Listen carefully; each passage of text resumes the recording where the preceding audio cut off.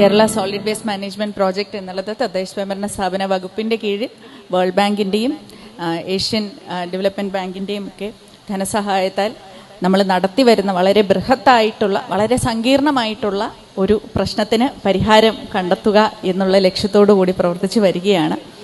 അതിൽ ഒരുപക്ഷെ നമുക്ക് ഏറ്റവും അധികം അഭിമാനിക്കാവുന്ന ഒരു ഘട്ടത്തിലാണ് നമ്മൾ ഇന്നിവിടെ നിൽക്കുന്നത്. ഏകദേശം 100 കോടി രൂപയോളം വിലമതിക്കുന്ന ഒരു പ്രോജക്റ്റാണ് നമ്മുടെ കേരളത്തിലെ അങ്ങോളം ഇങ്ങോളമുള്ള 20 ഡം സൈറ്റുകൾ, 20 മാലിന്യ കൂനകളിലെ മാലിന്യം കുന്നുകൂടി കിടക്കുന്ന വളരെ കാലമായി പഴകിയ കൂമ്പാരമായി നിലനിൽക്കുന്ന സഹികെട്ട മാലിന്യം നമ്മൾ നിർമ്മാർജ്ജനം ചെയ്യാൻ തീരുമാനിച്ചത്. അത് ശാസ്ത്രീയമായ രീതിയിൽ ആർക്കും യാതൊരു വിധത്തിലുള്ള അസൗകര്യവും സൃഷ്ടിക്കാത്ത തരത്തിൽ അത് നിർമ്മാർജ്ജനം ചെയ്യണം എന്നുള്ള ഒരു ദൃഢനിശ്ചയത്തോടു കൂടി നമ്മൾ ആരംഭിച്ച ഒരു പദ്ധതിയാണ്.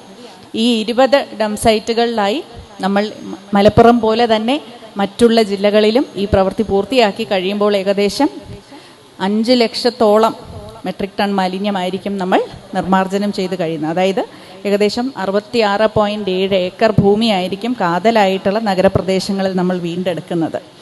അപ്പോൾ ഇതിൽ 10,000 ക്യൂബിക് മീറ്റർ മാലിന്യമാണ് നമുക്ക് ഇവിടെ മലപ്പുറത്തുള്ള പുളിയേറ്റുമ്മൽ ഈ ഡം സൈറ്റിൽ നിന്നും നമുക്ക് നിർമ്മാർജ്ജനം ചെയ്യാൻ സാധിച്ചിരിക്കുന്നത്. ഇതിൽ നിന്നും 1430 RDF, അതായത് റെഫ്യൂസ് ഡിറൈവ്ഡ് ഫ്യൂവൽ എന്നുള്ളത് നമ്മൾ സിമെൻറ്റ് ഫാക്ടറികളിലേക്ക് എത്തിച്ചു കഴിഞ്ഞിരിക്കുകയാണ്. ഈ മഴയത്തും വെയിലത്തും ഒക്കെ നമ്മൾ എങ്ങനെയാണ് ഈ വലിയ യന്ത്രങ്ങൾ കൊണ്ടുവന്ന് നൂതനമായിട്ടുള്ള ശാസ്ത്ര സാങ്കേതിക വിദ്യ ഉപയോഗിച്ച് ഇന്ന് മലപ്പുറം ഒരു മാതൃകയായി നിൽക്കുകയാണ്. ഇവിടെ സൂചിപ്പിച്ചതുപോലെ ഈ 20 ഡം സൈറ്റിൽ ആദ്യം നമുക്ക് പൂർത്തീകരിക്കാൻ കഴിഞ്ഞത് മലപ്പുറമാണ് എന്നുള്ളത്. ഇതാണ് ഏറ്റവും ചെറിയ സൈറ്റ് എന്നുള്ളതുകൊണ്ടല്ല, ഇതിനേക്കാളും ചെറിയ സൈറ്റുകൾ ഉണ്ടായിരുന്നു, ഇതിനേക്കാളും മാലിന്യം കുറവുള്ള മറ്റ് സൈറ്റുകളുണ്ട്. പക്ഷെ മലപ്പുറത്താണ് നമുക്ക് ഈ പറഞ്ഞ 10,000 മെട്രിക് ടൺ ഉണ്ടെങ്കിലും ആദ്യം പൂർത്തീകരിക്കാൻ സാധിച്ചത്.